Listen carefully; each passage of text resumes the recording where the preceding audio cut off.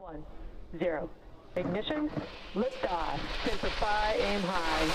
Mardi, j'étais un challenger du scrutin pour la ville de Royal Oak, où seuls 10 bulletins sur 25 000 ont été annulés et n'ont pas pu être jumelés au fichier d'électeurs qualifiés QVF. Royal Oak a parfaitement géré son tableau de dépouillement des votes par correspondance. La chaîne de contrôle a été rompue au bureau de dépouillement du vote par correspondance à Détroit. Comment? J'ai vu arriver des centaines et des milliers de bulletins de vote que les agents du scrutin n'étaient pas en mesure de vérifier dans le QVF, ni dans le journal de bord papier. Pourtant, ce bulletin a été retiré de la pochette de confidentialité, groupé avec d'autres bulletins vérifiés. Compté et passé dans les tabulateurs à grande vitesse. J'ai un affidavit assermenté à ce sujet et je l'ai joint à ma déclaration publique. Je n'ai pu contester que 2 de ces bulletins de vote et les faire inscrire au registre électronique. J'ai tenté d'en contester davantage, mais les agents du scrutin ont simplement refusé, m'ont attaqué verbalement et ont demandé à d'autres de faire de même.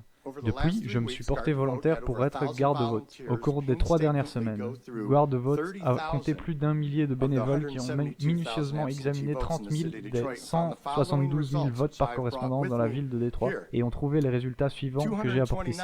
229 de ces 30 000 que nous avens vérifiés sont décédés. Nous en avons la preuve. Sénateur Lucito, vous demandiez des preuves. 2660 d'entre eux, adresses invalides, décrites comme étant des terrains vagues et des maisons incendiées. J'ai une vraie question. Quelqu'un dans cette salle peut-il me dire comment une personne décédée peut voter? Néanmoins, au niveau les plus bas, si ces pourcentages sont maintenus, cela signifie que sur les 172 000 votes par correspondance dans la ville de Détroit, 1300 d'entre eux pourraient être décédés. Nous enquêtons sur cela, et 15 000 autres pourraient avoir des adresses frauduleuses décrites comme étant des terrains vagues et des maisons incendiées. Ce que je peux dire avec certitude, et vous jurer ici aujourd'hui, je peux dire que dans l'ensemble, 8,9% des 30 000 bulletins de vote par correspondance que nous avons examinés et enquêtés, rien que dans la ville de Détroit, étaient des bulletins de vote frauduleux non qualifiés qui auraient dû être éliminés. Et encore une fois, je l'ai imprimé sur la liste qui est disponible pour vous tous. Pourquoi cela devrait-il vous alarmer?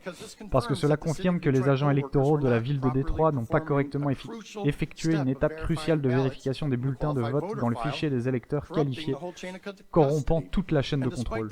Et malgré cela, comme je l'ai juré dans mon affidavit, et comme beaucoup d'autres, ces bulletins de vote ont en fait été comptés et passés dans les tabulateurs à grande vitesse, nous pouvons prouver qu'il y a une fraude, ce qui devrait nous déranger tous.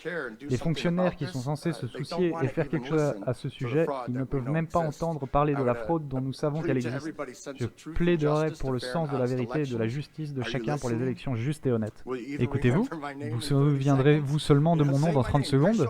Vous savez, dites mon nom, Chris Schwarmack. Je vous remercie pour votre temps et j'espère que, pour l'amour de Dieu, pour la vérité et pour des élections justes, que vous prendrez les mesures appropriées et annulerez les élections dans le comté de Wayne. Merci. Le sénateur Lucito a une question. Merci, Chris Schwarmack. Merci, sénateur. Il ne l'a même pas écrit devant lui. Et vous savez ce qui est intéressant? J'ai grandi avec une famille Schwarmack à Sinclair Shore. J'apprécie que vous soyez venu. Oui, vous m'avez intrigué. Ces 30 000 morts avaient voté? Eh bien, pas 30 000. C'est 174 000 bulletins de vote par correspondance ont été comptés à Détroit et nous commençons à les parcourir.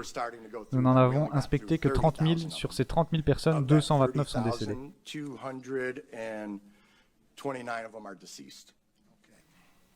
D'accord. Alors, maintenant, qu'avez-vous fait pour approfondir votre enquête? Je sais que vous avez commencé. Avez-vous transmis ces données au bureau du procureur des États-Unis, qui est le système de justice pénale des États-Unis, ou à notre procureur général? Ce sont les meilleurs responsables de l'application de la loi de cet État, et je suppose que ce que je demande est... Pourquoi n'ai-je rien fait avec? Eh bien ici, vous l'avez amené à la législature. Nous sommes des législateurs, des politiciens. Certains d'entre nous sont même très calés, comme je suppose que son nom est le sénateur Patrick Kobach, que nous respectons tous. À la fin de tout ceci, j'aimerais voir certaines de ces choses transférées, en mettant le comité de supervision en copie conforme. Car ce que nous avons appris, c'est que je sais que le président et les autres membres de ce comité travaillent très fort pour commencer à examiner les politiques et façonner des lois qui vont plier, exclure et vicier toutes ces préoccupations.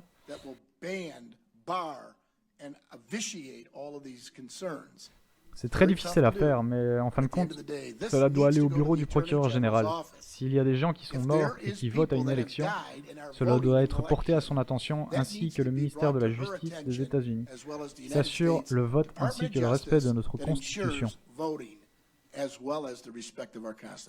Je peux vous assurer que ce sera fait. Je suis ici pour représenter plus de 1000 bénévoles et ils ont eu ma parole. Et vous savez, je suis un mari, je suis un père, je fais du bénévolat comme tout le monde derrière moi et c'est nouveau pour moi. Je ne suis pas un spécialiste, mais je sais que nous allons suivre cela et nous allons le faire parvenir à ces mêmes personnes et nous apprécions cela et je dois vous dire que les préoccupations de tout le monde qui est assis ici et à l'extérieur et dans les autres salles d'attente sont véritablement légitimes. Mais plus important encore, elles doivent être portées à notre attention en tant que décideurs politiques.